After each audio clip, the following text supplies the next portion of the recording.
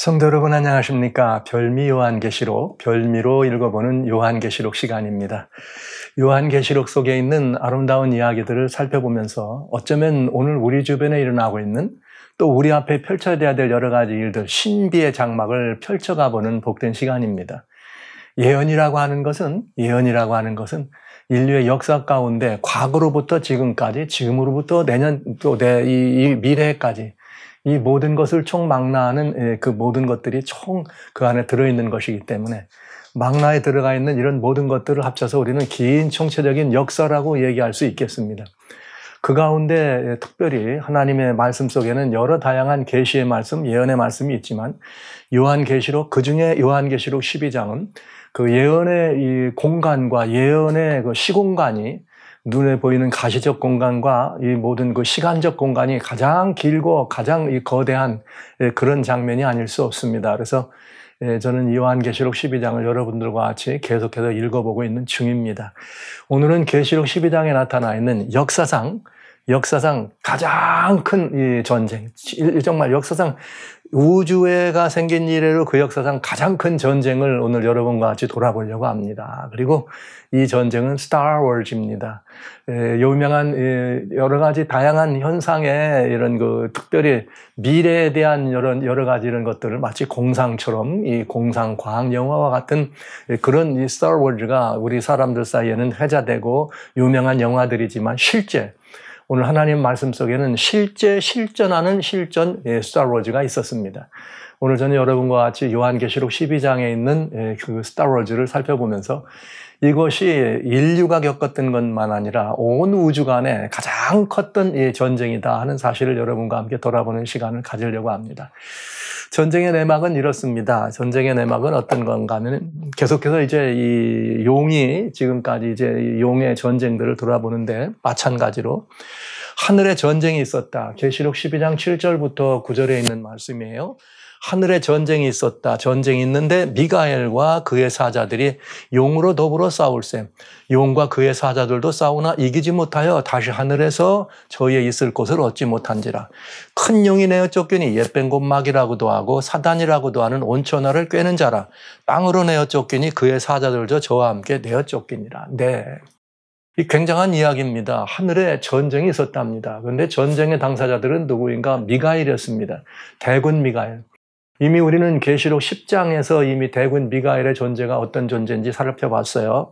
특별히 성자 하나님 예수 그리스도, 메시아 예수 그리스도를 우리가 이야기할 때 인류를 죄에서 건져내실 분으로 표현됐을 때는 예수라고 하는, 그래서 우리를 죄에서 건져내시는 이름으로, 그리고 또 우리의 메시아, 그 일을 위해서 이 땅에 데려오시는 예언 속에 있는 하나님의 아들로 오신 분은 메시아 그리스도란 이름으로, 또 우리 하나님께서 이 땅에 오셔서 아버지와 아들이라고 할 때는 아들 하나님이라고 할 때는 아버지의 독생자의 품에서 나타나셔서 우리 모두에게 아버지 하나님이 어떤 분인지를 보여내신 아버지 하나님의 가시적인 현현이 또 누구예요? 성자 하나님. 그런가 하면 온 천사들을 호령하고 천사들을 이렇게 움직이면서 하늘의 이 군대들을 움직일 때 그들을 호령하는 천사들의 사령관으로서 전쟁을 위해서 천사들의 사령관으로 움직일 때는 대군 미가엘이다. 이런 이야기들을 여러분과 같이 들었으니까 여기 지금 그 미가엘입니다. 그 미가엘이 그의 사자들, 하늘 천사들이죠. 용과 그의 사자들도 있었다. 이미 우리는 용이 앞에서 하늘 천사의 3분의 1이라고 하는 하늘 천사들을 어떻게 했다는 것, 이렇게 자기 꼬리에 던졌다는 걸 보았으니까요. 자, 이렇게 해서 하늘에서 전쟁이 있었는데 전쟁의 결과는 뭐냐? 전쟁의 결과는 용, 옛ben곶막이라도 하고 사단이라고도 하는 온 천하를 꿰는 자라. 온 천하를 꿰는 자라. 땅에 내어 쫓겼다. 이렇게 돼 있네요. 이 전쟁은 정말 어떤 전쟁일까? 이게 이제 우리 초미의 관심사가 되는 그런 이 내용의 전쟁이겠죠. 그런데 이 전쟁은 하늘에서 일어난 진짜 스타워즈예요. 여러분 아시는 것처럼 스타워즈, 별들의 전쟁이죠. 별들의 전쟁. 여기 용으로 더불어 싸울세. 용과 그의 사자들. 다 누굽니까? 어찌됐든 여기 또 미가엘의 천사들도 누구예요? 저 성경에는 천사들이라고 하는 하나님의 사자들을 별이라 그랬으니까 여기 이렇게 천사들이 하늘에서 이루어지는 별들의 전쟁. 그래서 진짜 실존하는 스타워즈가 하늘에서 일어나는 것을 알 수가 있습니다.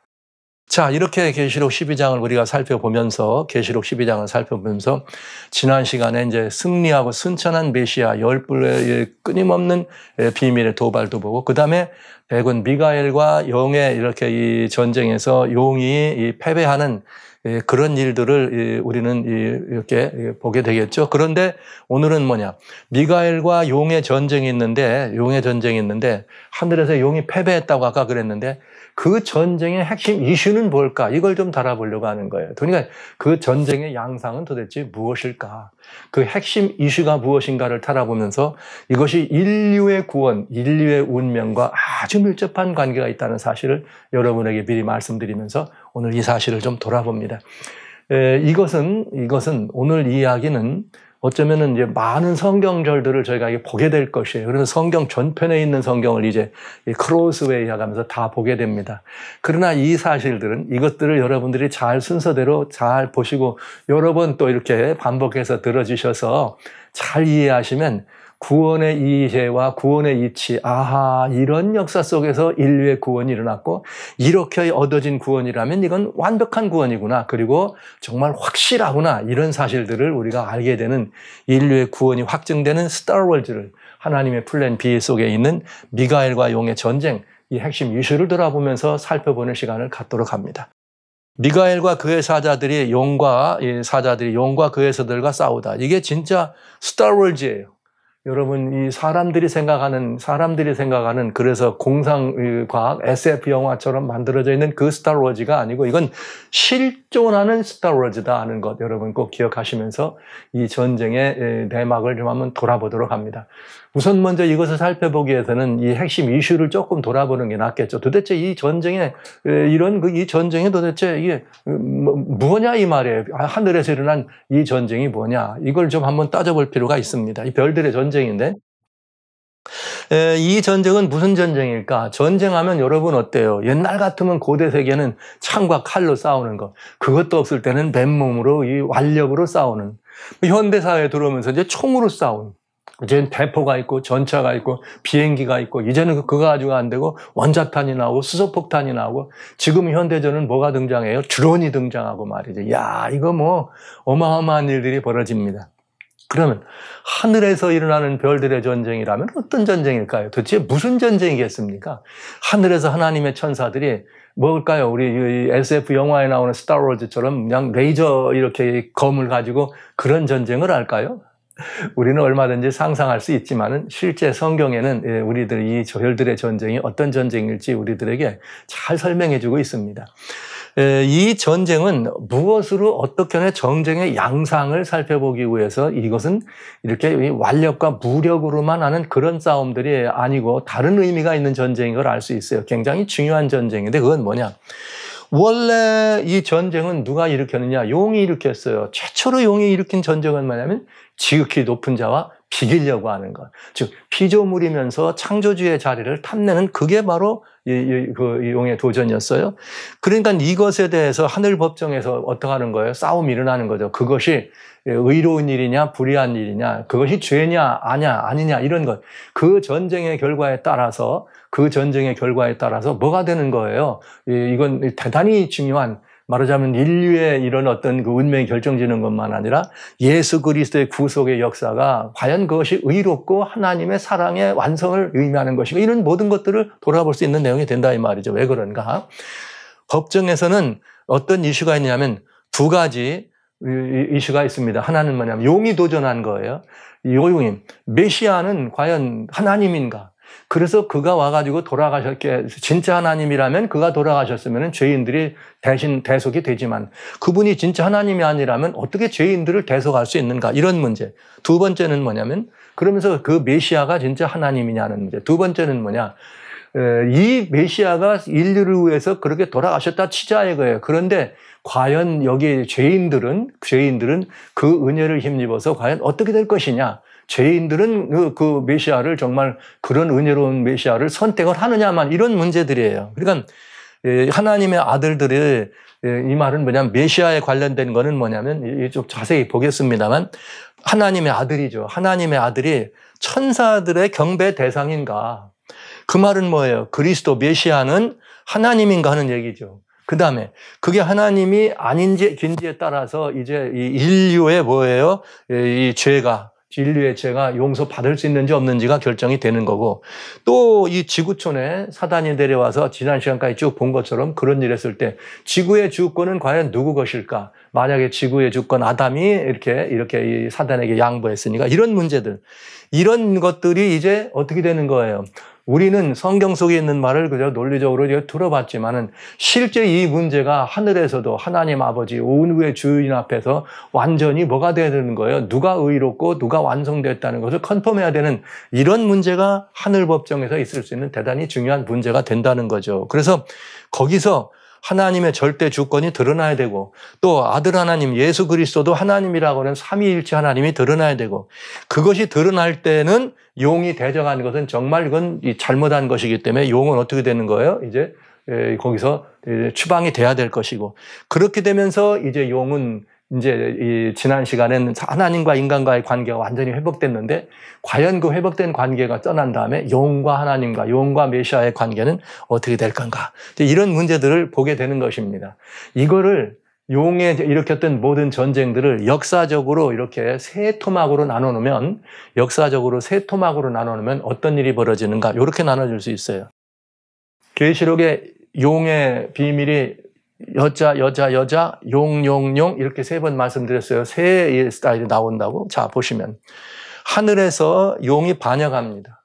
근데 그 용이 반역하는데 왜 반역했느냐? 그 반역이 천사장이 되려 했다. 그리고 경배받으려 했다. 피조물이. 그리고 하늘 천사 3분의 1을 자기 휘하로 끌어넣었다. 이렇게 되는 거죠. 그런 다음에 용이 그것 때문에 하늘에서 어떻게 되는 거예요? 그 높은 곳에 떨어져 좌천돼.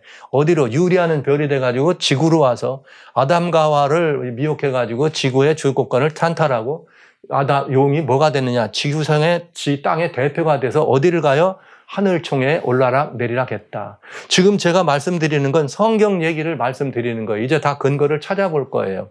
그 다음에 그렇게 했는데 이제 약속된 메시아가 오셔서 메시아가 십자가에 돌아가심으로 말미암아 모든 죄를 어떻게 하는 거예요? 이렇게 죄값을 갚으시고 우리를 죄로부터 해방시키고, 주님 부활하심으로 말미암아 죄를 이기고 승리하십니다. 그런 다음에 우리 주님께서 승천하시면서 지구의 모든 것들의 주권을 어떻게 하는 거예요? 회복해 주시고, 그러나 주권은 회복했지만 용은 이거를 맞아요. 주님이 이겼어요. 이렇게 해요? 안 해요? 안 한다는 거죠. 끝까지 용이 불복하면서 최후의 전쟁을 일으켰다. 이 얘기입니다. 오늘 이야기는 바로 이 최후의 전쟁 이야기입니다. 그런데 이 전쟁의 의미를 이해하기 위해서는 우리는 여기에 이것들이 정말 과연 그랬는지를 하나하나 따져볼 필요가 있는 거죠. 살펴봐야 되는 것이죠. 자, 한번 이제 이미 한 번은 여러분들에게 제가 다른 것들을 말씀드리면서 설명드렸지만, 이 전쟁이라는 의미, 이거는 하늘의 법정에서 일어나는 하늘 법정의 싸움이라는 것, 전쟁이 꼭 총과 칼을 들고 이렇게 전쟁터에서만 건 싸움이 일어나는 것이 아니고 법정에서 일어나는 엄청난 전쟁이 있다는 거죠. 어디서? 하늘 법정에서. 그 법정의 선택의 결과에 따라서 우주의 뭐가요? 운명이 달라지는 거예요. 지구촌의 운명이 달라지는 이런 것이기 때문에 그건 지상 최대가 아니라 사상 최대의 전쟁이었다는 것을 봅니다. 자, 하늘에서 이런 일이 있었습니다. 보시죠. 히브리서 1장 6절에 또 마다들을 이끌어 세상에 다시 들어올 거예요. 즉 하나님의 아들이 지금 드디어 어떻게 하는 거예요? 보이지 않는 하나님이 하나님은 원래 보이지 않는 분이지만 우리 하나님께서 보이지 않으면은 만드신 피조물들과 뭐 할 수 없어요? 관계하실 수 없어. 그러니까 하나님은 절대적 속성을 가지고 혼자도 존재하시는 분이지만, 스스로 존재하시는 분이지만, 창조와 모든 것들을 했을 때는 뭘 해야 돼요? 피조물과 관계를 해야 돼. 그래야 나타나고 보이지 않아요? 관계하려면 보이지 않는 이 하나님이 어떻게 하셔야 돼요? 본체의 형상이, 그분의 선하신 형상이, 빛나는 광채의 아름다운 모습이 어떻게 드러나야 돼. 그 모습이 드러나는 것을 마다들을 이끌어 세상에 들어오게 하셨다. 이런 표현을 쓰신 것이에요. 즉 보이지 않는 존재가 보이는 존재로, 피조물처럼 보이는 존재처럼 그 피조된 세계 안으로 들어오셨다 이 말입니다. 그럴 때 무슨 일이 했느냐. 비록 보이지 않는 하나님이지만 보이는 모습으로 오셨을지라도 그분은 누구예요? 하나님의 본체시였기 때문에, 본체의 형상이셨기 때문에 모든 천사는 어떻게 해야 돼? 경배해야 된다. 왜? 그분이 하나님이시니까요. 그런데 사실 천사들은 하나님의 천사들로는 바람으로 그의 사작전, 일꾼으로 천사들은 존재해야 됐습니다. 그래서 여기 천사들은 다 간에게 뭐 해야 돼요? 하나님의 아들에게 경배해야 돼. 그리고 또 하나님의 아들에 대해서 뭐라고 말씀하셨는가 하면 성경에 이렇게 되어 있어요. 하나님의 아들에 대하여 하나님이여, 아들을 직접 뭐라고 칭해요? 하나님이라고 칭하잖아요. 하나님이여 주의 보좌가 영영하며, 즉 이 아들 하나님은 보이지 않는 아버지 하나님의 보이는 하나님의 형상으로 나타나셨으면서도 하나님이면 보좌가, 그의 보좌가 영영하다. 주의 나라에 오른 공평하노라, 이렇게 돼 있는 거죠. 그러니까 아들 하나님이 등장하셨을 때 이 사실을 보면서 누가 문제가 됐느냐? 이 사단이 문제가 된 거죠. 용이 문제가 됐다 이거죠. 왜 문제가 됐느냐? 이게 이제 이사야 28장에 나타난 문제예요. 인자야 두로 왕을 위하여 애가를 지어 그에게 이르기를 여호와의 말씀에, 이렇게 되네. 여기 이제 두로 왕이다. 이 두로 왕이라고 하는 거는 이제 지중해 연안에는 한 두로 왕을 의미했습니다. 그러나 이 두로 왕이라 그랬지만은 실제 이 말씀은 두로 왕을 움직이고 두로 왕을 사용해서 쓰는 그 뒤에 있는 두로 왕의 뒤에서 움직이는 영적 실체를 말하는 것이요. 왜?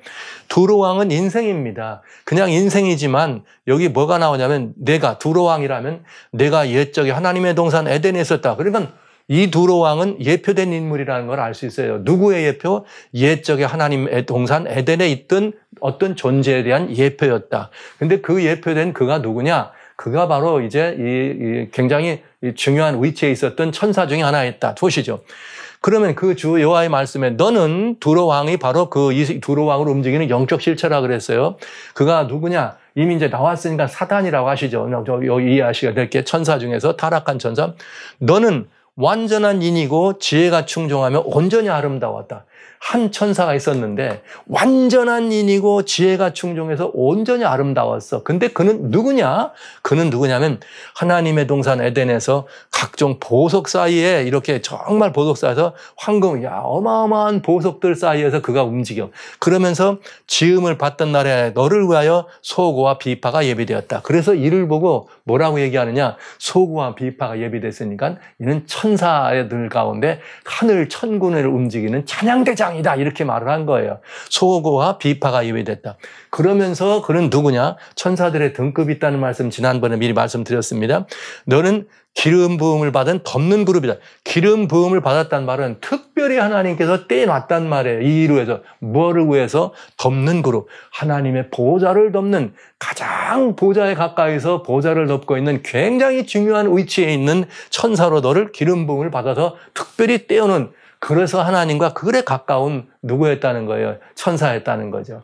근데 이 천사의 이렇게 직함은 덮는 그룹이면서 소고와 비파가 하나님을 향하여 찬양을 올리는 하늘의 찬양대장이었다. 우리는 이렇게 설명을 합니다. 우리 기독교에서는 이가 사단이었다. 이렇게 얘기하는데 아무런 이의를 갖지 않습니다. 그런데 내가 지음을 받던 날에 원래는 그렇게 덮었기 때문에 하나님의 성산에서 하나님 화강석 사이에서 하나님과 가깝게 가장 가까운 곳에서 왕래하던 천사였는데 내가 지음을 받던 날로부터 내 모든 길에 완전하더니 마침내 불의가 드러났다. 결국은 어떻게 됐다는 거예요? 완전했는데 타락했다 이 말이죠. 불의했다. 어떻게 해서 그랬느냐? 이래서 27장 27절에 내가 아름다움으로, 여기 뭐라 해서 온전히 아름다웠다 그랬잖아요. 아름다움으로 마음이 교만해지고 영화로움으로 지혜를 더럽혔다 이랬어요.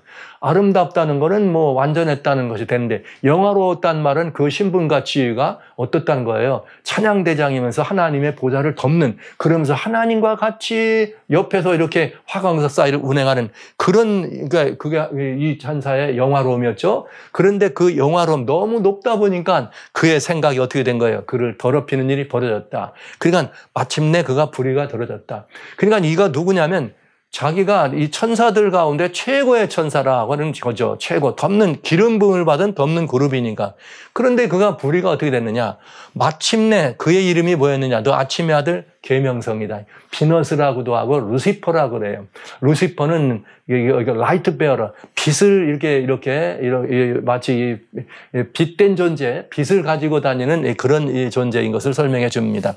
그런데 하늘에서 어떻게 떨어지고 왜 떨어졌느냐? 내가 내 마음에 이르기를 내가 하늘에 올라 하나님의 뭇별 위에 나의 보좌를 높이리라. 자, 원래 이는 뭐였어요? 기름 부음을 받은 덮는 그룹이야. 천사들 가운데에서 특별히 기름 부음을 받은 말은 떼놨단 말이죠. 특별하게 구분해진 거죠. 하나님이 구분해서 어떻게 하라고? 보좌를 둘러치도록 더불어서 그렇게 둘러놨더니 그러나 그렇게 영화로운 자리에 있었는데 그거 가지고 만족하지 않고 어떻게 한 거예요? 그가 뭘 원했느냐? 더 높아지길 원했는데 뭐가? 뭇별, 하나님의 뭇별 위에 나의 보좌를. 그럼 이게 뭐예요? 뭇별이 누구를 의미해줘? 천사들이죠. 그러니까 저 별은 사자들이고 천사들을 성경이 의미하는 것은 이미 다 우리 여러 번 말씀드렸으니까. 그러면 하나님의 모든 별들 위에 나의 보좌를란 말은 모든 천사를 호령하는 자리에 내가 오르길 원했다 이거죠. 그러니까 이게 누구예요? 사실은 천사장이죠. 근데 우리는 이미 더 보았습니다만 천사장은 누구였어요? 대군 미가엘이 천사장이었습니다. 마이클, 미가엘이라는 뜻은 누가 하나님과 같으냐 이렇게 의미해요. 하나님이니까 너희들 가운데 누가 하나님과 같은 존재냐 이렇게 자기의 이름을 그렇게 쓸 수 있는 거지 하나님이 아니면 그렇게 할 수 없잖아요. 그래서 대군 미가엘이죠. 뭇별 위에 나의 보좌를. 그러니까 자기가 별들의 왕이 되기를 원했다 이 말이에요. 보좌를 높였다는 말은 별들의 왕이란 말은 천사들 중에 왕이다. 천사장 미가엘이 누구예요? 구약에서는 사르 이렇게 되어 있습니다. 왕이란 뜻이에요. 그러니까 그 보좌를 자리를 탐내 천사들의 왕. 원래는 누군데 미가엘이 하나님의 사르인데 말이에요. 그런데 그렇게 하리라. 그러면서 만족하지 않고 가장 높은 구름에 올라 지극히 높은 자와 비기랴. 왜요? 아까 히브리서에 그는 누구예요? 보좌에 앉았다 그랬잖아요. 누가? 하나님의 아들이. 하나님의 아들이 보좌에 앉아있는데 천사보다도 높은 자리에 앉아서 천사들을 호령하는 그 자리에 자기가 앉아서 높은 자와 어떠하라? 비기리라. 그러니까 여기 누가 된 거예요? 용의 반역은 천사장이 되려 한 거예요. 뭇별 위에 보좌를 올린다고 한 말은 천사들보다 천사들 중에서 제일 높은 자리에 보좌에 앉기를 원했다 이 말이죠. 그러면서 뭐 하려고 그런 거예요? 높은 구름에 올라 지극히 높은 구름에 보좌했단 말은 경배를 받기를 원했다는 거죠. 그런데 이 경배받기를 원하는 그 일에 하늘 천사들의 얼마가 3분의 1이 합동됐다 이 말이죠. 그러니까 용의 꼬리에 용 꼬리를 물고 있던 천사들을 땅에다 내려보냈다는 말을 바로 그 말이 되겠습니다. 그러니까 하나님을 그렇게 배반한 용이 어떻게 됐다? 이렇게 그렇게 아름다운 자리, 그렇게 높은 자리에 있었지만 그가 하나님을 배신했다고 하는 것입니다. 자, 그런데 이 천사가 과연 그렇게 이렇게 대적한 그가 지극히 높은 자라 그랬는데 그가 메시아, 그리스도, 하나님의 아들이냐, 근본 하나님이냐 한번 따져볼까요? 야고보 2장 19절에 내가 하나님은 한 분인 줄을 믿느냐? 잘하는도다. 귀신들도 믿고 떠느니라. 그러니까 귀신도 하나님은 한 분인 줄 안다는 거죠. 신명기 6장 4절에 이스라엘의 하나님은 오직 하나님은 한 분이다. 홀로 연하신 야훼 하나님 한 분이라고 되어 있어서 하나님은 한 분? 그러니까 사단도 즉 이 천사들도 하나님은 한 분이라야 되는데 이 형상이 없는 분이라야 되는데 안 보이는 분인데 빛 가운데 거해가지고 빛나는 광채라 자기들도 못 보는 분이라야 되는데 형상을 쓰고 오셨으니까 자기들처럼 피조물 중에 한 분인 걸로 생각을 하고 제가 오해했다는 말씀을 드린 거예요. 그래서 지극히 높은 자는 그러니까 누구예요? 형상으로 쓰고 사단의 모든 형사들로 하여금 경배하도록 했던 하나님의 아들이었다는 거죠. 그래서 성자 하나님을 대적할 수밖에 대적하였다고 하는 것을 알게 되네요. 그래서 천사장이 그런 일이고 그런데 여기 얼마가 하늘별 3분의 1을 끌어다가 땅에 던졌다는 말은 이게 이제 계시록의 12장에 나오는 첫 번째 용이에요. 하늘에 나타난 붉은 용, 하늘에서 별 3분의 1을 땅으로 던지는 이 사건이 바로 첫 번째 사건이 되겠습니다. 자, 여기까지 된 거예요. 이게 성경에 지금 일목요연하게 오해하지 않도록 이 모든 부분이 다 들어있습니다. 답이. 자, 그러면 이제 다음에 어떤 일이 했어요? 천사들 이렇게 했는데 경배받으러 하다가 용이 어떻게 돼요? 좌천돼가지고 땅으로 왔다 이랬잖아요. 그럼 한번 따져보자고요. 자, 이사야 14장 12절에 어찌 그리 하늘에서 떨어졌는가? 땅으로 떨어졌다. 그러니까 이 말은 천사가 덮는 그룹이었고 천사의 그런 찬양대장으로서 그 위에서 가장 찬양대장으로 기름 부음을 받아가지고 하나님 앞에서 가장 높은 자리에 있던 그 천사가 거기서 어떻게 된 거예요? 떨어놨어요. 땅으로 때려쳤겠다 이 말은 높은 곳에서 떨어졌다는 말은 그가 그런 높은 지위에서 너무나 높은 지위에서 마음 한번 잘못 먹느라고 어떻게 했다는 거예요. 그가 땅으로 떨어지는 악의 길에 들어서게 섰다는 거 하고, 또 하나는 실제 땅, 우리가 있는 이 지구죠. 유리하는 별이 돼가지고 땅으로 떨어졌다. 근데 그 천사가 어떻게 했느냐. 이 사단이 자기 꼬리에서 하늘별 3분의 1을 끌어다가 땅에 던지더라. 이렇게 돼 있는 겁니다. 그러면 그가 땅으로 와가지고 한 일이 뭐냐 이 말이에요. 땅으로 와가지고 한 일이 뭐냐면 여러분 아시는 것처럼 창세기 3장에 무슨 일을 했어요? 뱀이 여자에게 이르되 너희가 결코 죽지 않는다. 하늘에서 하나님을 대적했던 이 천사가 땅에 사단이 땅에 떨어졌습니다. 그런 다음에 땅에 와가지고도 뭐라 했느냐. 하나님께서 뭐라고 하셨어요? 아담과 하와에게 너 이거 먹는 날에는 죽어. 근데 뱀은 뭐라고 해요? 결코 죽지 않아. 그러면 여러분, 하나님은 죽는댔는데 뱀은 죽지 않는다 그랬어요. 근데 이 말을 들은 사람이 누구 말을 듣느냐 하는 것은 누구 말을 들을까요? 더 높은 분 말을 듣겠죠. 뱀의 말을 들으면 뱀이 더 높다는 거고 하나님 말을 들으면 하나님이 높다는 뜻인데 불행하게도 어떤 일을 했어요? 창세기 3장 2절에서 하와는 어떤 일을 했습니까? 여자는 이렇게 이 이야기를 들었을 때 하나님처럼 될 거라고 하는 그 말을 듣고 뱀의 이 말을 듣고 먹었습니다. 그러니까 속은 건 뭐였느냐? 하나님과 같이 되어서 하나님처럼 이렇게 된다. 여러분, 하나님이라고 한 존재는 여기는 선악을 알 줄을 하나님이 아셨다 이렇게 되어 있는데 스스로 존재하는 분이 하나님이죠. 그러니까 뱀이 아니야 너 그거 먹어도 안 죽어. 이 말을 하와가 듣고 속은 거죠. 그런데 그때 뭘 가지고 속였느냐? 봐라, 먹어도 안 죽잖아. 그리고 이상하게 보이면서 뭐가 돼요? 하나님처럼 되는 거야, 이렇게. 그래서 마치 하나님과 같이 자기를 뭐가 되어가는 그런 마음의 생각이 들었겠죠. 그래서 여자가 이 실과를 따먹고 남편까지 주게 됩니다. 그래서 이렇게 땅으로 와가지고 한 일이 어떤 일을 한 거예요? 이 아담과 하와를 자기가 타락시켜서 누구 말을 듣게 해서 뱀의 말을 들음으로 하나님께로부터 왔던 것을 끊어지고 뱀이 더 하나님보다 높은 주권자가 된 거죠. 그래서 지구의 주권을 찬탈하게 되는 것이에요. 자, 그러면 보시죠. 로마서 6장 16절에 너희 자신을 종으로 들여 누구한테 순종하든지 순종을 받는 자의 종이 된다 그랬으니까 이 지구촌에 있는 아담과 하와가 누구의 말을 들었어요? 사단의 말을 들었기 때문에 사단의 종이 되어서 사단의 종이 된 길므로 사망이 이르고 이렇게 만약에 그가 하나님을 순종했더라면 어떻게 될 뻔했어요? 안 먹었을 것이고 그는 내 의에 이르렀을 텐데 이게 무슨 말이에요? 하나님을 말을 안 듣고 뱀의 말을 들었으니까 뱀에게 순종했으니 뱀에게 뭘 준 거예요? 지구의 모든 것들을 아담이 장자가 됐는데 그거를 뺏긴 거죠. 그래서 뱀에게 의탁한 것입니다. 그래서 이것이 어떤 일이 벌어졌는가? 욥기 1장 6절로 7절 성경에 참 절묘합니다. 모든 것을 자세히 살펴보면 하나도 빠진 것이 없어요. 여기 요소마다 답을 찾을 수 있는 아주 중요한 이유들이 들어있어요. 그리고 그 말씀을 두었을 때는 유관한 여러 가지 다양한 그 의미들이 있습니다. 그래서 성경이 이렇게 오묘한 말씀으로 우리들에게 주어졌다는 것은 참 신비로운 이야기죠. 근데 여기 욥기론 성경에 보면 뭐라고 되어 있는가? 하루는 하나님의 아들들이 와서 여호와 앞에 섰다. 그럼 지금 이게 어디예요? 하늘 보좌 앞에 서 있단 말이죠. 하나님의 아들들이 왔다 그랬습니다. 이 하나님의 아들들은 누굽니까? 예수님, 성자 하나님을 말하는 것이 아니고 하나님의 아들들이 누구예요? 원래 지구도 우리를 만들었을 때 뭐 되게 하려고 그랬어요? 하나님의 아들이 되게 하려고 그랬다 그랬잖아요. 그럼 지구와 같지 않은 다른 많은 또 다른 별들이 있는데 거기에는 우리처럼 이렇게 이 하나님 말씀을 불순종하지 않고 지금까지 하나님을 순종한 하나님의 사람들이 많이 있을 수 아닙니까? 그 중에 아담과 같은 사람, 그 다른 별들의 아담과 같은 첫 번째 그가 누구예요? 장자가 되겠죠. 여하튼 그런 하나님의 아들들이 여호와 앞에 섰습니다. 그런데 사단도 그들 가운데 있는지라. 왜? 땅에서 어떻게 됐다고 해요? 쫓겨났다 그랬는데 하늘에서 땅으로 내려왔는데 아직 완전히 쫓겨난 건 아니에요. 하늘을 왔다 갔다 하는 거죠. 지위를 빼앗긴 건데 하늘에서는. 그런데 여기 뭐라 하겠냐? 너 어디서 왔니 사단아? 이렇게 물어봐. 하나님 몰라서 물어봤을까요? 아니죠. 우리들로 알라는 거죠. 어디에 대표로 왔다는 거예요? 땅에 두루 돌아 여기저기 다녀왔나. 이 말은 내가 지구의 대표로 왔소이다. 이렇게 말을 한 거예요.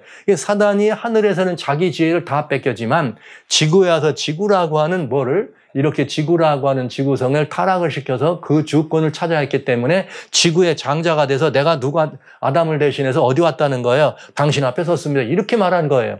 그러니까 뭐가 된 거예요? 지구의 주권을 타파해서 땅의 대표가 되고 하늘의 총회에 참가하는 일이 벌어진 것입니다. 자, 이게 지금 사단의 뭐가 되는 거예요? 현재 신분이에요.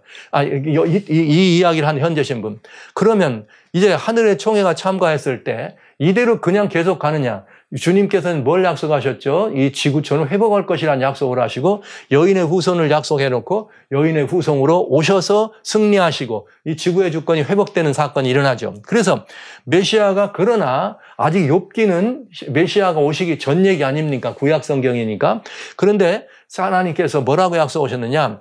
창세기 3장 15절에 뱀이 이렇게 이 아담과 하와를 타락시켰을 때 뱀에게 하나님이 뭘 선언하셨는가? 너는 이제 이렇게 저주를 심판하시면서 심판을 선고하시면서 여자의 후손이 와서 너를 이렇게 이기게 하고 모든 것들을 회복할 거라는 이야기를 내가 너로 여자와 원수가 되고 너의 후손도 여자의 후손과 원수가 돼서 여자의 후손은 내 머리를 상하게 하고 너는 그의 발꿈치를 상하게 하게. 여기에 여자의 후손으로 오실 메시아가 오셔서 사단을 이기고 또 사단은 메시아의 발꿈치를 상하게 하는 이런 일이 있을 거다. 메시아가 오셔서 이 모든 내가 지금 망가뜨린 이 모든 것들을 회복할 거라는 선언을 하신 것입니다.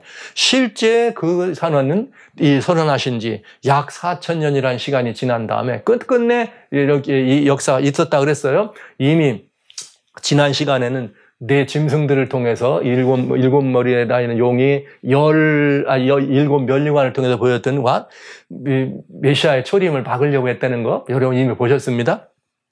실제 이런 약속대로 마태복음 1장 21절에 아들을 낳을 텐데 어떡하라 이름을 예수라 하라. 이는 그의 죄를 어떡하라 그의 죄에서 구원하실지라. 그러면서 예수님이 실제로 오셔가지고 뭐라고 했느냐. 마가복음 10장 45절에 인자가 온 것은 섬김을 받으려 함이 아니라 도리어 섬기려 하고 자기 목숨을 많은 사람의 대속물로 추려 함이라. 예수님이 직접 오셔서 내가 너희들의 뭐로 왔다? 대속죄물로 왔다 이거예요. 세상의 죄를 지고 내가 돕는 하나님의 어린 양인데 내가 너희들의 목숨을 위해서 내 목숨을 대신 주러 왔다. 왜요? 대속이란 말은 무슨 뜻이냐면은 인류를 위해서 구원해 죽을 우리를 대신해서 다른 분이 돌아가셔 주시는 것이야. 지금까지는 양이나 염소를 통해서 그 영식을 짐승을 마치 아담과 하와를 위하여 짐승으로 가죽옷을 입으신 그것처럼 양을 잡아가지고 염소를 잡아가지고 믿음으로 메시아가 오셔서 우리의 죄를 위하여 이렇게 대신 돌아갈 것이라는 대속하실 거라는 믿음을 가지고 있던 그들에게 그 모든 믿음이 이제는 어떻게 되는 거예요? 컨펌 받는 거죠. 왜? 아무리 많은 양들을 들였을지라도 예수님이 직접 오셔서 돌아가지 않으면 어떻게? 그건 다 헛거죠. 실제 그런데 예수님은 오셔서 이 이야기 창세기 3장 15절의 이 이야기를 믿음으로 영접한 이 아담과 하와의 후손들이 이 믿음으로 영접해서 이 사실을 믿음을 버리지 않고 끝까지 메시아의 소망을 가지고 있을 때 메시아는 드디어 오셨습니다. 오셔서 어떻게 하신 거예요? 이 죄에서 우리를 건질 자로 오셔서 예수님이란 이름으로 이 땅에 오셔서 목숨을 우리 모든 사람들 위하여 대속물로 주려고 했다. 그러면서 실제로 그리스도께서 우리를 위하여 어떻게 우리의 모든 사람을 대신하여 어떻게 했다? 돌아가셨다 이거예요. 그러니까 이건 우리 모두가 다 뭐한 거와 마찬가지다? 죽은 거와 마찬가지다. 이것을 뭐라고 그랬어요? 그리스도의 사랑이 우리를 강권하시다. 이렇게 표현한 것입니다. 우리를 그만큼 사랑하셔서 대속물로 오셔서 드디어 우리를 위하여 돌아가시고 우리 모든 사람은 대신 대속했다. 대신 돌아가셨다 이 말이에요.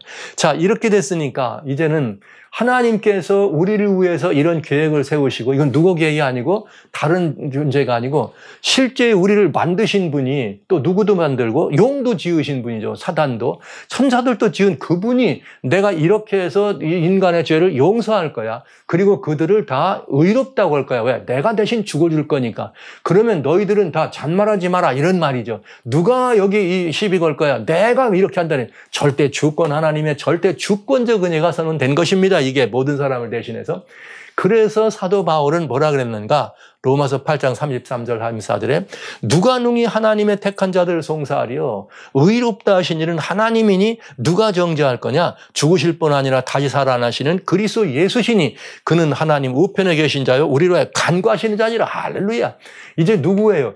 예수님이 오셔서 우리와 이렇게 돌아가셨으니까 이제는 우리의 모든 것들은 다 용서받고 우리는 의롭게 됐다 이거예요. 누구와 누구들을 하는 얘기예요. 이건 사단과 사단의 대리자들에게 인류를 어떻게 하는 송사, 너가 오라 참수하는 그 사단에 대해서 어마어마한 선언을 한 것입니다. 그리고 이것이 한 번이 아니라 그래서 하나님께서 승천하셔가지고 예수님이 승천하셔서 하나님의 우편에 앉아서 대제사장으로 멜기세덱의 반차를 주신 대제사장으로 올라가셔서 우리를 위하여 또 어떻게 하신다고요? 내가 저들의 피를 갚았으니 너희는 내 보혈의 공로를 의지해서 어떻게 하라? 믿고 살아나라. 그리고 믿고 살아나라. 믿고 살아나라. 믿고 이겨라. 믿고 승리하라. 이렇게 하신다는 거예요. 예수 그리스도께서 이 이야기를 하신 것입니다. 자, 이렇게 해서 메시아를 어떻게 한 거예요? 메시아가 오셔서 지구에 뭐 한 거예요? 주권을 회복해 주는 것이죠. 아담이 잃어버린 주권을. 그래서 어떤 일이 벌어지는가? 고린도전서 6장 19절로 20절에 너희 몸은 너희가 하나님께로 받은 바 너희 가운데 계신 성령의 줄 알지 못하니 그러면서 너희는 너희 것이 아니라 값으로 산 것이 되었다. 이렇게 되어 있어요. 우리는 죄값을 주님이 갚으셔서 우리를 값으로 산 것처럼 됐다. 이 말은 지구의 주권을 어떻게 했다? 완전히 회복해서 주님께서 너희는 이제 사단에게 팔렸던 너희를 내가 대신 찾아왔다. 속량물로 사망에 팔린 우리들을 주님이 찾아서 살게 하셨다. 우리를 다 어둠에 이렇게 조용되고 노예된 거기를 우리를 데려오셨다. 마치 애굽에 있던 이스라엘 백성들을 걸려서 가나안 땅에 놓으신 것처럼 죄악이라고 하는 애굽에 팔려있던 우리 모든 인류를 그렇게 건졌다 하시는 내용이 들어있는 건데 내가 그것을 뭐라고 표현했느냐? 값으로 샀다. 그 값이 무슨 값이에요? 예수님의 피의 값입니다. 하나님의 돌아가시라고 하는 정말 하나님의 아들의 죽음심이라고 하는 사망의 값을 그렇게 갚으신 거죠. 이렇게 해서 지구의 주권을 주님 회복하신 것입니다. 그러면서 이제 어떤 일을 하셨는가? 아들이라도 이미 보셨어요. 이렇게 해가지고 회복한 다음에 구원의 근거가 되셨다 이거예요. 돌아가셔서. 주님은 하나님이시기 때문에 돌아가셨을 때 구원의 근거가 되는 거예요. 만약에 메시아가 하나님이 아니라면 죄 없는 사람이 죄진 한 사람을 위해 죽는다면 1대1의 관계니까 온 인류를 다 살리려면 온 인류만큼의 죄 없는 사람이 있어야 되는데 그런 존재는 없잖아요. 그 창조주 하나님이 직접 돌아가심으로 온 인류가 죽은 것과 똑같은 일을 하신 거죠. 그래서 모든 죄값을 다 갚으시고 이제는 어떻게 한 거예요? 이 모든 인류를 내가 구원했다고 하는 구원의 근원이 되셨다 이렇게 표현하신 것입니다. 자, 이제 그렇게 하는데 요한계시록에서는 뭐라 그랬어요? 5절에 여자가 아들을 낳으니 이는 장차 철장으로 만국을 다스릴 남자라. 와우. 예수 그리스도가 장차 만국을 다스리는 분인데 이게 왜냐하면 죄를 다스리고 다 이겼으니까 앞으로 이 재판정에서도 이 모든 것을 이길 뿐이라고 하는 그런 의미도 있는 거죠. 그 아이를 하나님 앞과 보좌 앞으로 올려가더라. 이렇게 해서 요한계시록 12장 5절의 말씀을 여러분들을 확실하게 확인하신 것입니다. 이렇게 올라간 다음에 어떤 일이 벌어지는 거예요? 우리도 직권을 회복했으면 예수님도 올라가시고 우리도 주권을 회복했으면 그리스도인 우리들이 약속대로 뭐가 돼야 돼? 주권을 회복했으니까 보시죠. 히브리서 12장 20, 23 그러나 너희가 이런 것은 우리들을 말하는 거예요. 우리의 몸은 비록 여기 있지만 우리의 신분은 어떤 사람이 됐느냐? 시온산과 하나 계신 하나님의 도성인 하늘의 예루살렘, 하늘입니다. 예수님이 올라가신 곳 예루살렘과 천만 천사와 하늘에 기록한 장자들의 총회. 예, 나옵니까? 이제는 우리들이 잃어버린 주권을 예수님이 회복하심으로 말미암아 우리들이 하늘에 있는 새 예루살렘에 어디에 간 거예요? 장자들의 총회에. 그동안 우리가 갈 걸 누가 갔었다고 그랬죠? 사단이 갔잖아요. 하나님의 아들들이 모인 곳에. 그러나 이제 누가 가는 거예요? 우리가 가는 것이에요. 그 장자들의 총회에 중보하시는 새 언약의 중보신 예수님과 더불어서 우리는 그 자리에 서는 것입니다. 놀라운 일인 것입니다. 이렇게 해서 우리의 모든 구원은 확실시 되고 완성된 것. 그런데 그 자리에 예수님이 어떻게 하늘에 오르셔서 보좌 앉으셔서 우리가 직접 관계하시는 분들이 있다는 거죠. 이러니까 지금 누가 여기 자리가 없어진 거예요? 이 자리에 누가 지금까지 대신했는데 사단이 찬탈했던 자리를 우리가 뺏었으니까 사단이 남은 건 뭐예요? 용이 이제는 어떻게 할 거냐? 이거 이대로 놔두면 자기는 완전히 설 자리가 없이 끝장나니까 뭘 하는 거예요? 하늘에 뭐가 있더라? 전쟁이 있더라. 미가엘과 그의 사자들이 용으로 더불어 싸울 때, 즉 용은 이 사실에 대해서 불복, 인정하지 않는 것입니다. 아니, 어떻게 이런 일이 있을 수 있어? 아니야. 그러니까 용이 아직은 하늘에서 완전히 쫓겨난 게 아니니까 하나님 장자권을 가지고 왔다 갔다 했으니까 용이 마지막으로 뭘 하는 거예요? 하늘에 마지막으로 하늘 업정에 올라가서 어떻게 되는 거예요? 미가엘과 함께 여기 용과 함께 하나님 앞에 서가지고 누가 한 거예요? 과연 당신이 이런 일을 할 수 있는가? 이 장자권, 지구의 주권이 누가 따질 수 있다는 거죠. 이게 지금 바로 그 사건을 설명해 주는 것이. 용이 하늘에서 싸우는데 뭐 칼 가지고 싸워요. 대포를 쏴요. 원자폭탄을 쏠까요? 뭘 할까요? 여러분, 용은 피조물입니다. 예수님이 천사들 호령할 때는 미가엘인데 그분이 창조주십니다. 그러니까 창조 주권을 가진 분한테 도전한다는 게 말이 됩니까? 그냥 눈 한번 찔끔하면 없어질 존재예요. 그러니까 이 싸움은 애당초부터 다뤄질 수 있는 게 아니에요. 아무리 하늘천사 3분의 1, 그 다음에 하늘천사 3분의 2, 그죠? 뭐 이렇게 어마어마한 천천만만의 천사들이 모여서 같이 더불어 있다고 할지라도 천사들이 아무리 많아도 눈 한번 껌쩍하면 사라질 존재들이 왜요? 피조물들이니까. 누구 앞에선? 하나님의 창조주인 하나님 앞에서. 그런데 왜 하나님은 그렇게 안 하시고 이 일을 하시는가? 하나님의 의로우심, 하나님의 사랑이심. 천사들도 하나님은 사랑하실 거 아니에요.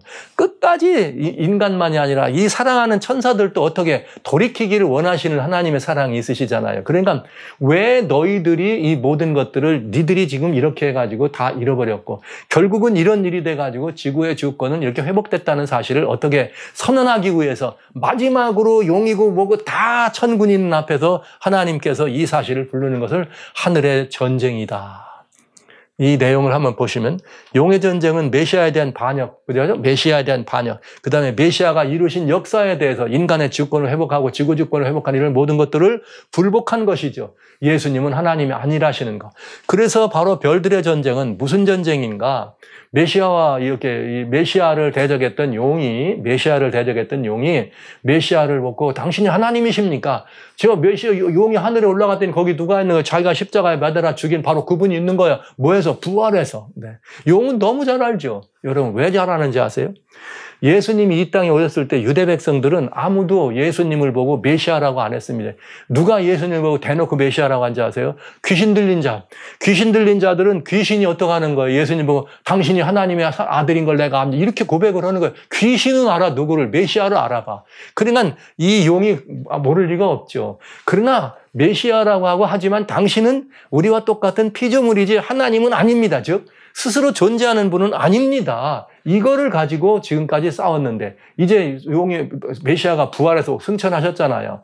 그러니까 이제 여기에 이 용이 그 메시아 앞에 가서 당신은 정말 과연 하나님이 이렇게 해야 되는데 끝까지 그걸 하지 않는 거죠. 그러면서 그에게 경배할 것을 경배해야 되는데 천사들을 데리고 경배하고 정말 죽기를 무릅쓰고 회개해야 되는데 그게 아니고 오히려 그럼에도 불구하고 그 부활한 그것을 어떻게 한 거예요? 잘 보시죠. 용이 시체를 없애버렸어. 시체를. 제자들이 훔쳐갔다 그랬어요.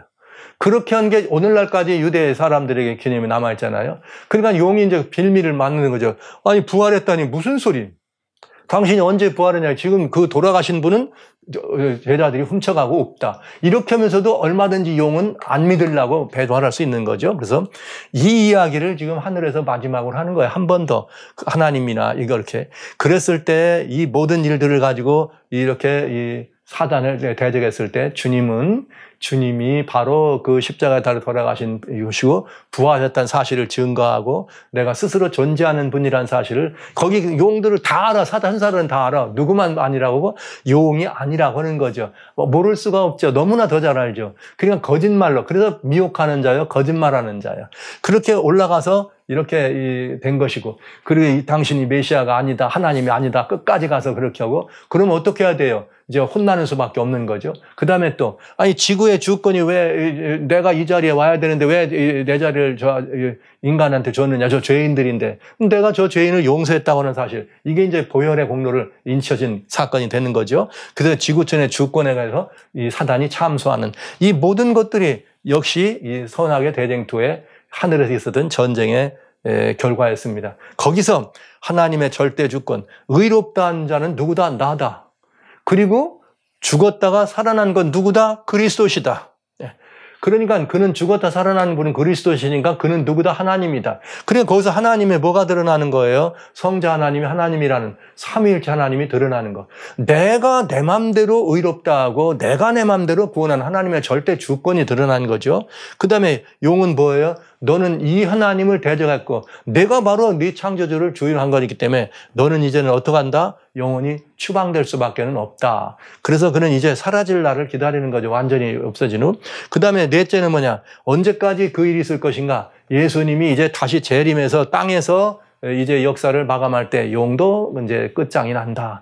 이미 예수님의 재림에 대해서 지난 시간에 여러분과 같이 예수님의 재림이 더디하고 젖혀지는 것 같은 이유, 초림과 재림 사이에 그 기간이 있는 이유는 죄로부터 구원받은 우리들, 그래서 하나님의 아들이 된 우리들이 이 원래 창조의 목적대로 땅에 충만한 그것처럼 그 충만한 자의 수가 찰 때까지 우리가 이 일을 해야 합니다. 그렇기 때문에 그렇게 되면 예수님이 재림하신다 그랬어요. 그때까지 어떻게 하는 거예요? 용이 할 일이 있죠. 그건 뭐예요? 그래 땅에 내려가가지고 그렇게 된 사람들 하지 못하도록 이렇게 하는 그런 일을 하겠죠. 이제 욥의 시험이 똑같은 시험이 나가는 거와 마찬가지 되겠어요. 그래서 이 용이 마지막으로 자기가 죽기 전에 할 일이 있습니다. 용은 참소자예요. 하늘에서는 더 이상 더 있을 것을 얻지 못하고 떨어져. 왜? 장자권이 이제 아담에게 빼앗았던 장자권이 인류에게 회복됐다는 사실이 온 천하, 온 우주에 공개됐으니 사단은 더 이상 우주 어디든지 있을 곳이 있다, 없다? 없다. 그런 이제 어디로만 쫓겨난다? 땅으로 쫓겨난다. 그런데 여기에 이 지구의 주권 앞에 있을 때에 여기 용이 불복할 때 마지막 최후의 전쟁, 용이 일으켰던 최후의 전쟁은 법정 싸움이라고 그랬어요. 이 법정 싸움의 모습이 예표로 되어 있는 성경이 있습니다. 제가 왜 사상 최대의 전쟁이라고 하면서 법정 싸움이라고 했는가? 자, 이제 그 예표를 보시면 그것이 왜 법정 싸움인지 아시게 됩니다. 스가랴서 3장에 보면은 대제사장 여호수아는 여호와의 사자 앞에 섰고 사단 그의 우편에 서서 그를 대적하는 것을 여호와께서 내게 보이시라. 자, 대군 미가엘과 싸움. 여기 하나님의 아들이 성자 하나님을 가지고 경배할 거냐? 이건 이미 끝난 거예요. 왜? 부활해서 올라가셨으니까 사단이 더 이상 할 수가 없어. 하늘에 가면 그분이 계시니까. 그러니까 이제 남은 건 누구예요? 우리 인류를 말하는데 사단의 참소죠. 여기 뭐라 한다? 대제사장 여호수아다. 그럼 대제사장은 인류를 대표하는 거죠. 제사장은 다 누구를 대표해서 하나님 앞에 서는 사람들? 죄인들을 대표해서 하나님 앞에 서는 사람들. 대제사장은 누구를 의미하는 거예요? 인류를 대표해서 하나님 앞에 선 사람이 되겠죠. 대제사장 여호수아는 여호와의 사자 앞에 섰고 사단은 그의 우편에서도 그를 대적하는 것을 여호와께서 내게 보인다. 그랬더니 여호와께서 뭐라 했느냐? 사단에게 이르되 사단아 여호와가 너를 책망하노라. 예루살렘을 택한 여호와가 너를 책망하노라. 이는 불에서 거슬린 나무가 아니냐 하실 때 여호수아가 더러운 옷을 입고 천사 앞에 섰는지라 이렇게 돼 있네요. 자, 그러니까 이게 무슨 장면이에요? 원래 사단은 참소하는 자라 그랬어요. 하나님의 법정이잖아요. 하나님의 법정 앞에서 여호수아가 서 있고 여호수아 옆에 누가 있어요? 여호와의 사자. 여기 여호수아의 사자는 누구예요? 중보하시는 분이에요. 그런데 여러분 이게 누군지 예표가 이제 분명해지죠. 사단은 그의 우편에 서서 여호와의 사자 우편에 서서 그를 대적하는데 누구를? 여호수아를 대적하는데 뭐라고 이 죄인 아니냐고 대적하니까 하나님이 뭐라 했는가 하면 내가 예루살렘을 택했다. 누구의 뜻이에요? 절대 주권적. 내가 주권적 은혜로 예루살렘을 택했다. 그러면서 이게 누구냐? 나무가 그슬린 나무가 아니냐? 그슬린 나무다. 그러나 여기 이 나무는 하나님 백성들을 의미한 거예요. 그슬린 나무가 아니냐? 그러나 이 나무를 보고 하나님이 뭐라고 하셨느냐면 이렇게 했어요. 여호와께서 자기 옆에 선 자를 명하자 더러운 옷을 벗겨라. 또 여호수아에게 이르되 내가 내 죄가를 제하여 버렸으니 내게 아름다운 옷을 입히기라. 정한관을 씌우리라 하시매 정한관을 머리에 씌우며 옷을 피고 여호와의 사자는 곁에 섰더라. 이렇게 됐네요. 그러니까 여기 하나님께서 우리 인류를 위한 주권적 은혜로 말미암아 뭐 하는 거예요? 인류의 모든 죄와 허물을 어떻게 사하시고 우리에게 다시 한번 정한관을 씌우고 우리를 정하다라고 인정해 주시는 주님의 심판의 이야기 여기 나타나잖아요. 사단은 참소자, 여호와의 사자는 그 곁에 있으면서 뭐 하는 거예요? 중보하는 자지요.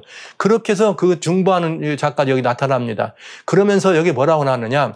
대제사장 여호수아야, 너와 내 앞에 앉은 내 동료들은 내 말을 들을 것이라. 이들은 예표의 사람이라. 내가 내 종 순을 나게 하리라.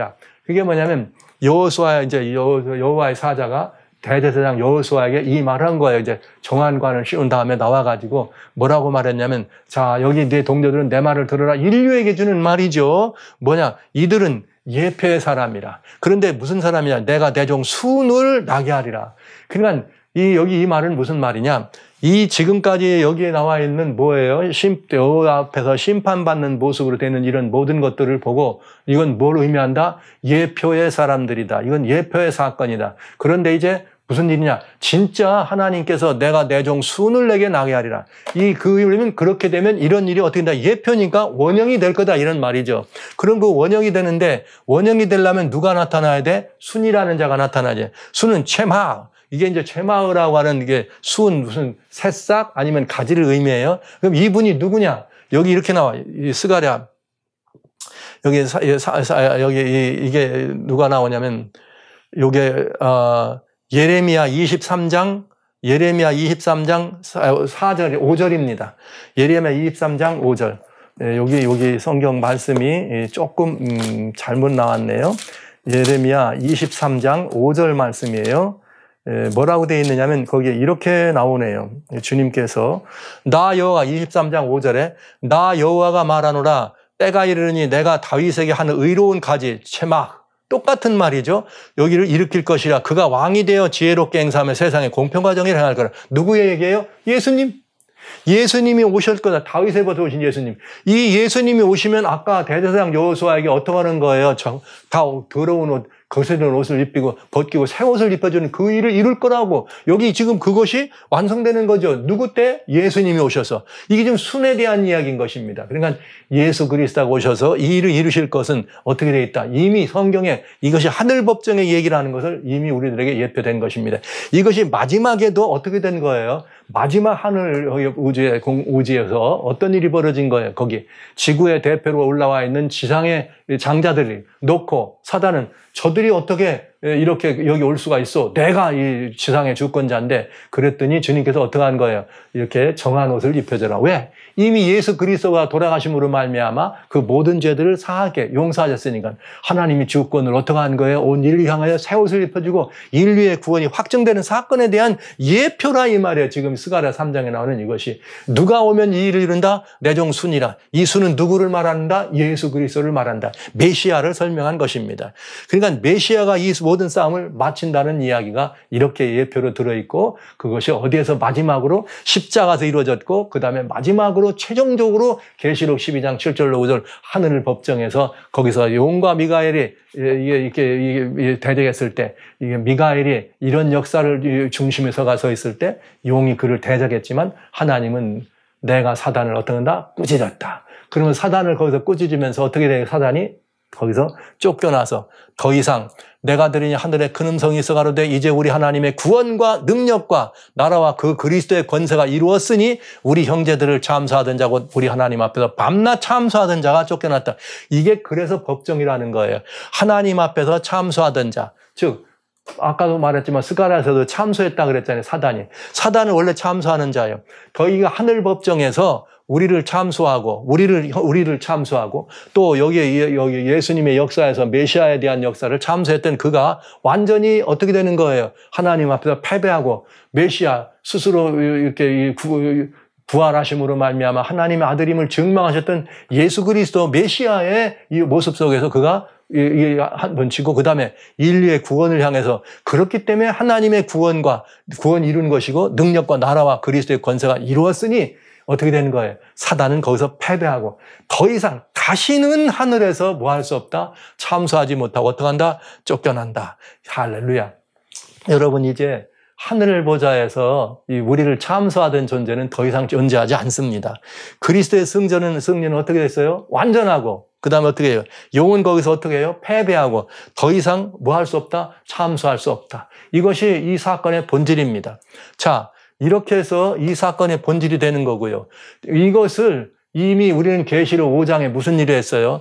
어린 양이 나와서 보좌에 앉으신 이의 오른손에서 책을 취하시니라 이렇게 돼 있어요. 자, 이제 완전히 이 모든 것들을 이루시고 승리하신 주님께서 생명의 그 책을 취하신 다음에 그 책을 탁 열면서 인류의 구원이 선포돼 새 노래를 부르고 책을 가지고 인봉을 피워서 사람을 피로 사서 하나님께 드리시고 우리로 하나님 앞에서 나라와 제사장을 삼았으니 저희가 땅에서 왕노릇하리로다. 할렐루야. 뭐 한 거예요?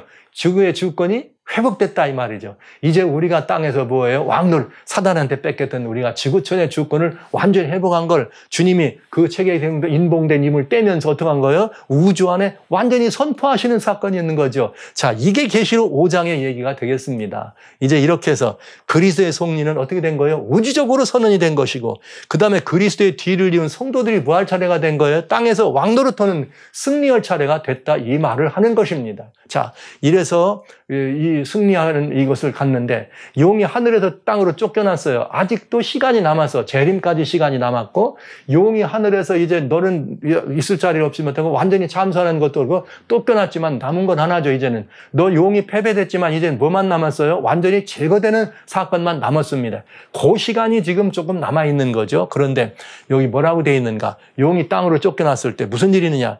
여자가 광야로 도망 1260일 동안 저를 양육하게 하나님이 예비한 곳이 있었는데 왜 도망갔느냐? 이렇게 돼 있어. 계시록 12장 13절 14절 용이 자기가 땅으로 내어진 걸 보고 남자를 낳은 여자를 핍박하는지라 여자가 독수리의 날개를 받아 광야 자기 옷을 낡아서 뱀의 낯을 피하여 한때 두때 반때를 양육받더라. 용이 자기로 내어 쫓겼더니 여자를 뭐하더라? 핍박하더라. 지난 시간에 이건 이제 우리가 플랜 B의 두 번째 여자라 그랬습니다. 이건 하나님의 교회입니다. 마지막 남은 백성들을 의미합니다. 그래서 이들을 핍박하는 일에 이 지상에서 쫓겨나서 이들을 핍박하는 그런 일이 어떤 일이냐? 이미 7머리 10뿔 가진 용이 이미 7머리의 면류관을 다 써먹었잖아요. 남은 건 뭐가 남았어요? 10뿔이 남았잖아요. 그래서 이제 10뿔 남은 그 10뿔을 가지고 예수의 증거를 지우고 예수의 재림을 막기 위해서 누구를? 성도들을 핍박하는 일만 남았다 이 말이죠. 자, 그 핍박하는 일만 남았다 하는 것이 이제 뭐냐면 때어려 떼껴난 용이 여인을 핍박하는 사건이 되겠습니다. 이제 여러분 우리의 구원은 완벽합니다. 이미 하늘 법정에서까지 우리의 구속은 완성됐다는 사실이 선포됐습니다. 우리는 이 성경서로 이렇게 나와 있는 여러 가지 사건들을 볼 때 이것들이 다 어떤 유관한 연관성이 있는지를 살필 필요가 있어요. 성경 66권이 이렇게 따로따로 되어 있는 것 같지만 다 따로따로 되어 있는 게 아니고 다 유관한 사건에 연결이 되어 있습니다. 계시록 12장을 왜 제가 중요하게 여겼느냐? 바로 그 12장 짧은 내용 속에 성경 66권에 들어있던 내용들이 다 들었다는 거죠. 그 안에 계시록 12장 안에 인류의 구원이 하늘 법정에서도 메시아가 와서 이루신 일이 공개되고 그래 말미암아 인류가 잃어버리던 장자권을 이렇게 빼앗아가 다시 찾아가지고 하늘 거기에 올라가고 사단은 그걸 보고 어떻게 하는 거예요? 이거는 아니지. 반역을 마지막으로 자기가 하늘에서 자기의 주도권을 이야기하면서 얘기했지만은 그 자리는 이미 인간에게 회복했다고 하는 예수 그리스도의 주권적인 은혜와 주님의 구원의 능력이 선포됨으로 말미암아 인간은 그 모든 주권이 회복됐음을 하늘 법정에서 어떻게 된 거예요? 이렇게 선언되고 그 선언이 어떻게 한 겁니까? 하나님의 책에 기록된 두루마리를 열었더니 새 노래가 불려 퍼지면서 우리 인간을 가지고 믿음으로 아는 인간을 가지고 뭐라고 얘기하는 거예요? 저희가 땅에 내려가서 하나님의 제사장이 되어서 이 세상에서 무슨 노릇하리라? 왕노릇하리라. 땅에서 왕노릇. 할렐루야. 주권이 회복됐다는 얘기죠. 그러니까 이 지상 최대가 아니라 사상 최대의 전쟁이 하늘 법정 우주에서 펼쳐졌습니다. 그 전쟁에서 메시아 그리스도 미가엘이 승리하시고 그 승리에 함께 누가? 우리들이 함께 승리하고 우리는 이 땅의 주권자임이 온 우주에 선포되고 이제 남은 것이 있습니다. 그건 이제 용이 마지막으로 죽을 것만 남아서 용은 이제 그냥 죽는 것만 남았는데 사라질 것만 남았는데 그 용이 사라지기 직전 이 지구촌에 있는 모든 이 지구성의 하나님의 백성들이 수많은 수가 찰 때까지 하나님 백성들이 그 일을 이루는 일을 방해하고 끝까지 방해해서 최후의 용의 심판을 위해서 예수님이 오시는 그 일을 막기 위해서 사단이 어떻게 발악할 것인가 하는 것이 10불의 비밀이 되겠습니다. 이러면 이제 여러분 구속의 이치가 확언해지고 이만하면 여러분 지금까지 여러 가지 세대주의가 계시록을 해석하는 그런 것이나 아니면 여러 다른 의미를 가지고 계시록을 해석하는 그런 의미들과는 전혀 다른 이야기를 여러분이 들으셨어요. 그러나 이 요한계시록은 이렇게 성경이 다 해석을 해주는 연결고리가 있다는 사실을 이해하시면서 오늘 우리는 온 우주 안에 대군 미가엘을 승리하시고 우리의 승리에서 그리스도의 권세가 이루었다. 주님의 나라가 이루었다. 하나님의 구원의 능력이 이기셨다. 이루었다. 완성됐다. 그리고 우리는 온 우주 안에 이 지구에서 하나님의 제사장이요. 이 지구의 왕 같은 제사장님이 선언되었다는 사실이 여러분의 일상과 매일매일을 행복하고 어떤 일이 일어날지라도 우리는 그 사실을 기억하면서 어떻게 하는 거예요? 이기고 또 이기는 승리의 주인공으로 승리하는 이 하나님의 이 여인으로 어린 양의 신부로 이 땅에 설 수 있다는 사실을 명심 또 명심해 주시면서 이제 폐하여 땅으로 쫓겨난 용이 여인을 핍박하는 이 사건이지만은 과연 이제 땅으로 쫓겨난 용과 여인의 1260년이라고 하는 거대한 기간 동안의 전쟁은 어떻게 될 것인가? 이 시간을 다음 시간을 여러분 기대해 보시기 바랍니다. 이겨야 합니다. 주님이 이기셨기 때문입니다. 이길 수 있습니다. 주님이 이기셨기 때문입니다. 이겨야 합니다. 주님이 이기신 것처럼 우리도 이겨야 합니다. 여러분 모두 이 승리하는 이 전쟁에 여러분들을 초청합니다. 함께 예수님의 이름으로 위대한 임마누엘의 군대로 일어서 주시기를 주의 이름으로 축원합니다.